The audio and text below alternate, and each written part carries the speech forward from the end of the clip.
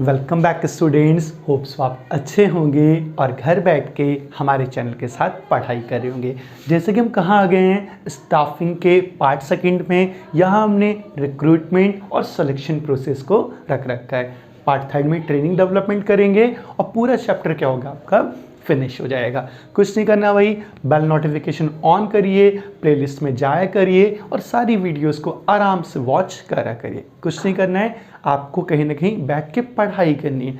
दूसरा काम क्या है, अगर जिन जिन लोगों ने चैनल को सब्सक्राइब नहीं किया है, चैनल को सब्सक्राइब कर दीजिए ताकि हमें क्या मिले, कहीं ना कहीं वीडियो बनाने की मोटिवेशन मिलती रहा करे। ठीक है, चलिए स्टार्ट करते हैं। आज का टॉपिक समझते हैं स्टाफिंग क्या है। अब रिक्रूटमेंट कल ही हमने आपको बता रखा था। रिक्रूटमेंट क्या होती है, फिलिंग द पोजीशन। अब जो खाली जगह है या पोजीशन है उसको क्या करना, फिल करना। इसको क्या कहते हैं, रिक्रूटमेंट कहते हैं। एक एग्जांपल देके समझा देते हैं।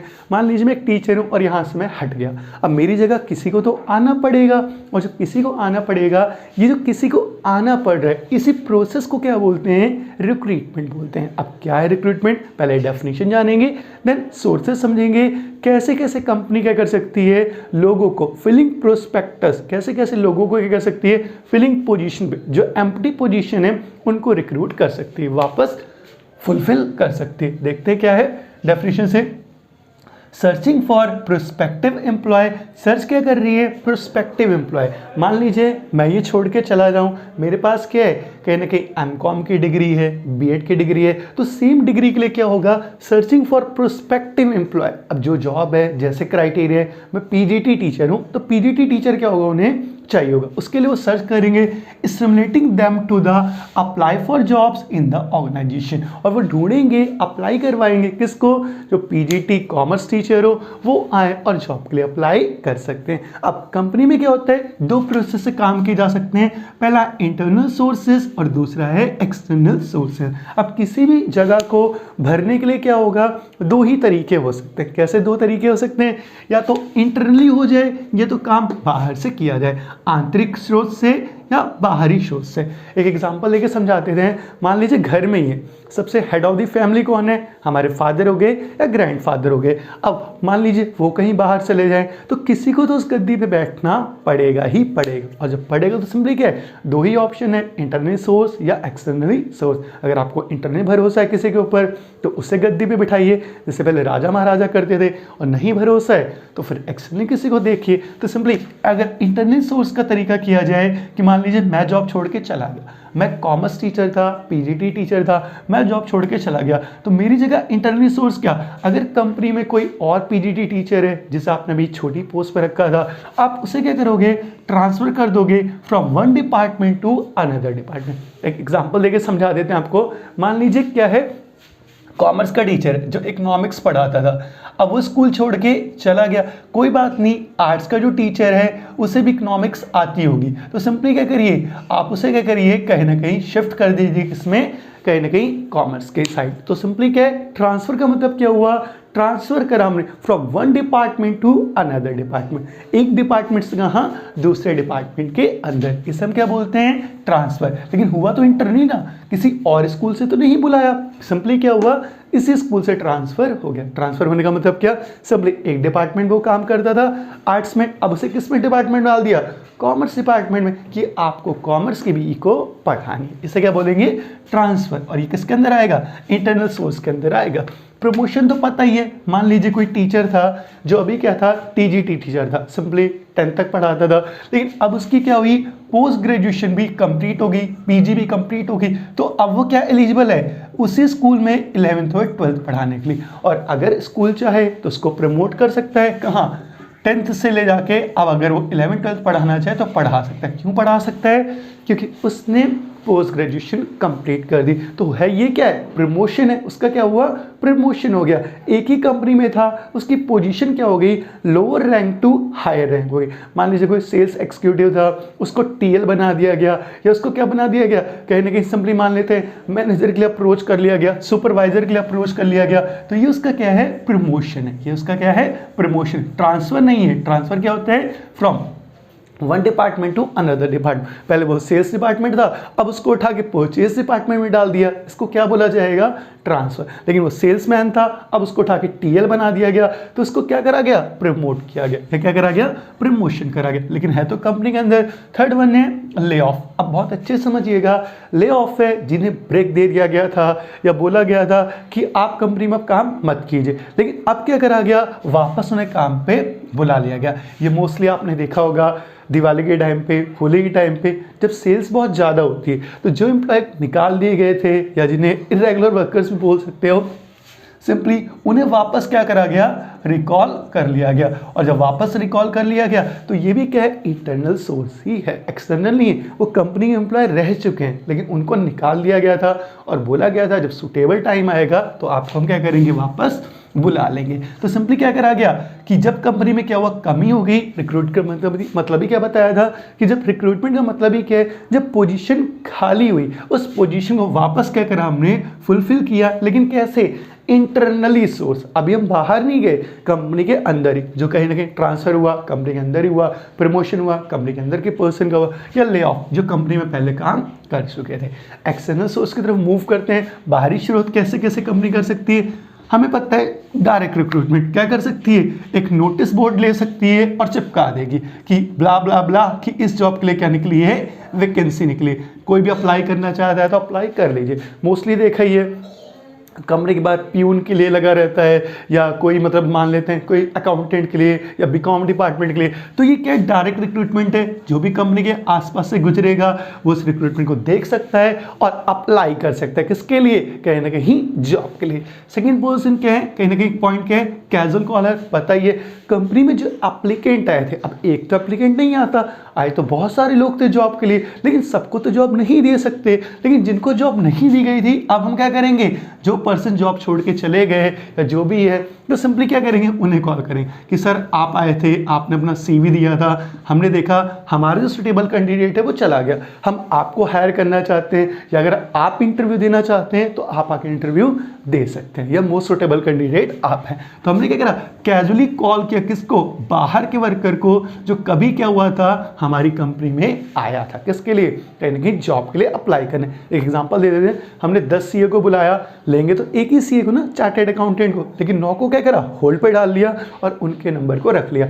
जब हमारा सीए में छोड़ के गया तो हमने क्या करा, 9 कैजुअल कॉलर से उन्हें कांटेक्ट किया कि सर आप सीए थे, आपने इंटरव्यू दिया था, बोलेगा यस, आप कहीं जॉब कर रहे हैं, नहीं कर रहे तो आप हमारे यहाँ के जॉब कर सकते हैं, जो भी है आगे देखी जाएगी। अगला एडवर्टीजमेंट देखा ही होगा आपने, टीवी में, न्यूज़पेपर में, रेडियो पे, ये तो ज़्यादा बताने की ज़रूरत नहीं है, ये तो आप देखते ही रहते हो, आते रहते हैं, मात्र इतने लोग चाहिए, इतनी सैलरी में काम मिल रहा है। तो ये सारी चीज़ें क्या है, एडवर्टीजमेंट। जब बाहर के लोग कंपनी क्या कर रही है, हायर कर रही है, क्या कर रही है, बाहर के लोगों को हायर कर रही है। अब इसके मेरिट डिमेरिट्स आप कर लेंगे, इतनी बड़ी बात इसमें नहीं है, मैं श्योर कर रहा हूँ, लेकिन अगर नहीं कर पाएंगे तो हम बता देंगे, वो भी आप टेंशन मत लीजिए। चलिए अब चलते हैं नेक्स्ट प्रोसेस पे। हमने रिक्रूटमेंट तो देख लिया कि हमने क्या करा, सर्च करा सुटेबल कैंडिडेट को। अब सबको तो सिलेक्ट नहीं कर लेंगे, बहुत सारे रिक्रूटमेंट आ गए, इंटरनली भी आ गई और एक्सटर्नल भी रिक्रूटमेंट आ गए। सिंपली अब क्या करेंगे, अगली प्रोसेस पे चलते हैं, सिलेक्शन। स्टाफिंग है, अगली प्रोसेस क्या है, selection. choosing from among the candidates from which the organization or the outside most suitable person for the current position or the future position। Company क्या करेगी, जब सेलेक्ट करेगी इसको इंटरनली या एक्सटर्नली, कौन सा कैंडिडेट उसके लिए क्या रहेगा, बेस्ट रहेगा, आज के लिए भी और फ्यूचर के लिए भी। तो सिंपली क्या है, उस कैंडिडेट को क्या करा जाएगा, सेलेक्ट कर लिया जाएगा। क्या करा जाएगा, सेलेक्ट करा जाएगा with the help of selection process. अब क्या है सिलेक्शन प्रोसेस, देखते और समझते हैं कि करके जब सेलेक्ट कर लिया जाएगा। पहला है प्रीलिमिनरी स्क्रीनिंग। अब क्या होता है, प्रीलिमिनरी स्क्रीनिंग। अब सिंपली यहाँ क्या है, स्क्रीनिंग होगी, देखा जाएगा कि जो भी एम्प्लॉय कंपनी के अंदर आया है, कहने का सिंपली मतलब है जो भी कंपनी के अंदर एम्प्लॉय आया है या जो भी एप्लीकेंट्स आए हैं जिन्होंने अप्लाई किया है, किसके लिए, जॉब के लिए। अब सिंपली उनका एक तरह से रैंडम चेकिंग कह सकते हैं या उनकी इन्फॉर्मेशन चेक कर सकते हैं। इसे क्या कहा जाता है, प्रीलिमिनरी स्क्रीनिंग कहा जाता है, क्योंकि स्क्रीनिंग होगी, उससे क्वेश्चनिंग हो सकती है और कुछ है, इसे प्रीलिमिनरी स्क्रीनिंग कहा गया। कि कैंडिडेट तो बहुत सारे हैं, लेकिन क्या हुआ, जो सूटेबल नहीं थे उनको अल्टर कर दिया। एक एग्जाम्पल लेते हैं, हमने 100 सीईओ को क्या करा, बुलाया था, 100 CA कह रहे हैं, हमने क्या करा था CA के इंटरव्यू के लिए लोगों को बुलाया था। इसमें क्या हुए कहीं ना कहीं 100 CA में क्या हुए 80 लोग तो ऐसे आए हैं जो केवल बीकॉम ही कर चुके हैं या जो ग्रेजुएशन में ही हैं, और कहीं ना कहीं 20 कह रहे हैं 10 लोग तो ऐसे आए हैं सिंपली जो क्या है कहीं ना कहीं अलग ही डिपार्टमेंट से, वो इंजीनियर हैं, उन्होंने भी जॉब के लिए अप्लाई कर दिया तो उनको जॉब मिलेगी नहीं, और 10 लोग एक्चुअल में क्या हैं CA। तो हम इन्हें क्या करेंगे यहीं से रिजेक्ट कर देंगे कि हमें आपकी कोई नीड ही नहीं है। हमने स्पेसिफाई कर रखा था कि हमें क्या चाहिए, वी नीड अ CA, हमें क्या चाहिए एक CA चाहिए, ना हमें कोई बीकॉम का पर्सन चाहिए, और इंजीनियर की तो कोई बात ही नहीं है। और इसे कहा जाता है प्रिलिमिनरी स्क्रीन,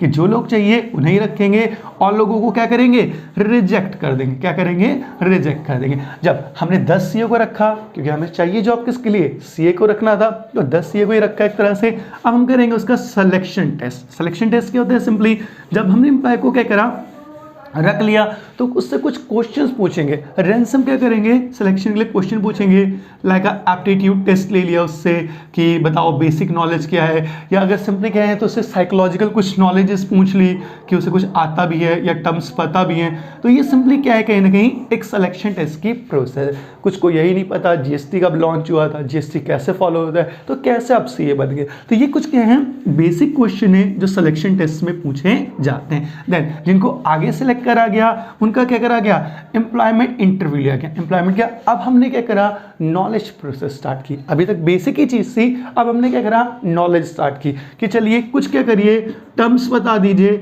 या एलिमेंट्स बता दीजिए जो आपके सब्जेक्ट्स वाइज क्या होते हैं यूज़ किए जाते हैं। अब सब्जेक्ट वाइज यूज़ करने का सिंपली मतलब है यहाँ कि अगर आप चार्टेड अकाउंटेंट हैं तो आपसे कोई ITR फाइल देख ली या कोई सीक्वेंस पूछ लिया, कोई लॉस पूछ ले, कोई क्लॉज पूछ ले, तो सिंपली ये क्या करा गया एम्प्लॉयमेंट का इंटरव्यू लिया गया। इसमें जो जो सिलेक्ट हो गया उसका आगे क्या करा गया रेफरेंस चेक के लिए भेज दिया गया। रेफरेंस चेक क्या होता है सुनाइएगा आपने, आसपास जानकारी के लिए भेज दिया कि आपने जो इन्फॉर्मेशन दी है कंपनी को वो क्लियर है या नहीं, या करेक्ट है या नहीं है। कह तो रहा हूँ कि मैं दिल्ली में रहता हूँ, एड्रेस चेक करने पे पता चला यूपी में रहता हूँ। कह तो मैं रहा हूँ कि मेरे 2 भाई हैं, पता चला 5 भाई हैं। तो जब अभी आप झूठ बोल रहे हो तो आके तो कंपनी का पता नहीं क्या करोगे। तो सिंपली रेफरेंस चेक किया जाता है, इस एम्प्लॉय को क्या करा गया सेलेक्ट कर लिया गया था।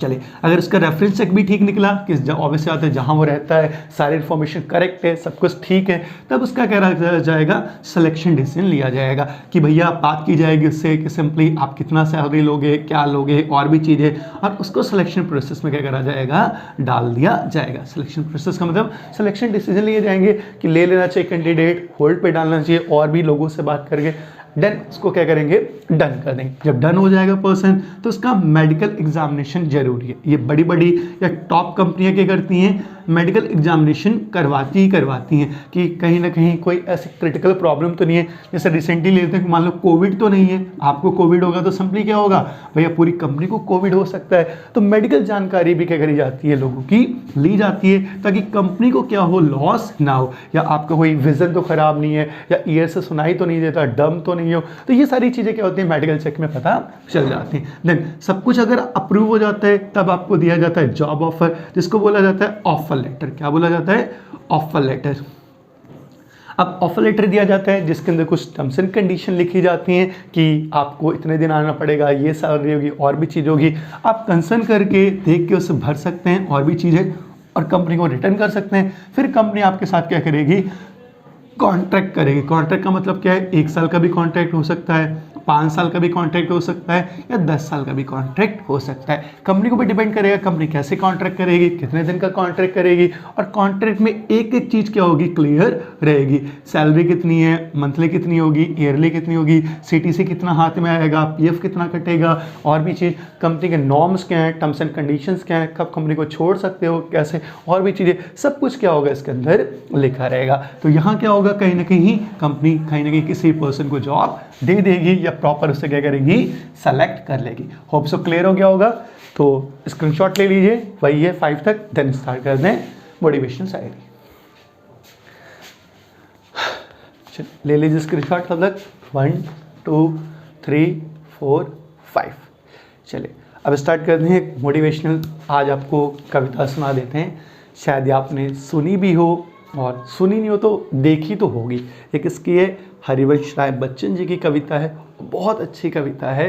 ये शायद आपके जो सफ़र है ना उसे बड़ा आसान बना देगी।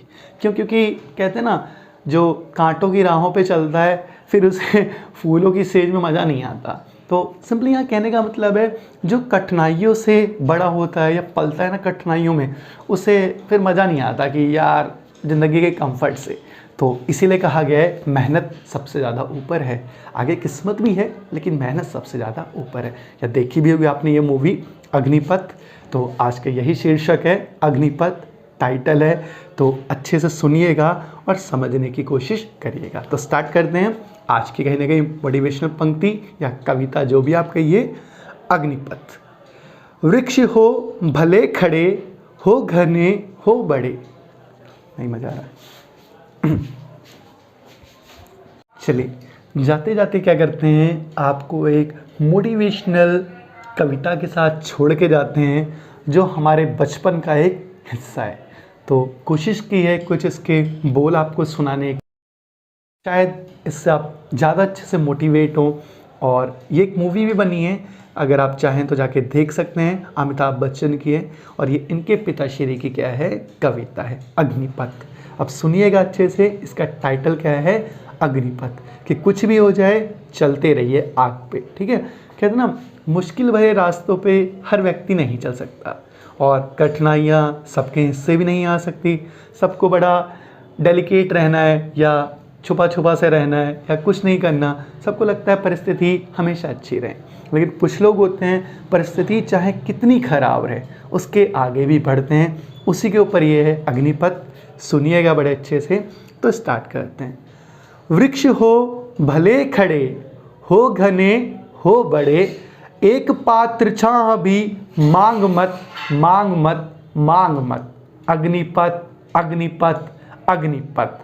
तू न थकेगा कभी, तू न रुकेगा कभी, तू न मुड़ेगा कभी, कर शपथ कर शपथ कर शपथ। अग्निपथ अग्निपथ अग्निपथ। ये महान दृश्य है, चल रहा मनुष्य है, अश्वेत रक्त सा लथपथ लथपथ लथपथ। अग्निपथ अग्निपथ अग्निपथ। कहने का सिंपली मतलब है यहाँ कि आपको भी क्या करना है, कठिनाइयों के साथ आगे बढ़ना है, पढ़ाई करनी है। कौन सी ऐसी चीज़ है जिसका हल नहीं है? मेहनत तो करो यार, किस्मत है ठीक है, मेहनत भी तो करो ना, कम से कम नाम तो रहे यार। खुद से तो ग्लानी ना हो ना, खुद से तो प्रॉब्लम ना हो या गिल्ट ना हो, नहीं यार मेहनत नहीं की थी, 100% नहीं दिया था। करो मेहनत, क्यों नहीं होगा? बार बार पीछे पड़ जाओ, जिद ले लो, करो, होगा, बिल्कुल होगा। सबसे होता है, आपसे भी होगा, ठीक है ना। तो कुछ नहीं करना, वही चैनल के साथ जुड़े रहना है। चैनल को सब्सक्राइब करा करिए ताकि हमें वीडियो बनाने की मोटिवेशन मिलती रहे। चैनल पे आते रहा करिए, लोगों को सजेस्ट करते रहा करिए जो भी पढ़ना चाहें, वरना मोटिवेशन वीडियो है ही है। मिलते हैं नेक्स्ट वीडियो में। Keep in touch with Manashvi sir. Economics mind channel के साथ बने रहिए, चैनल पे विजिट करते रहिए और घर बैठ के पढ़ाई करिए। तो मिलते हैं नेक्स्ट वीडियो में। Thank you so much.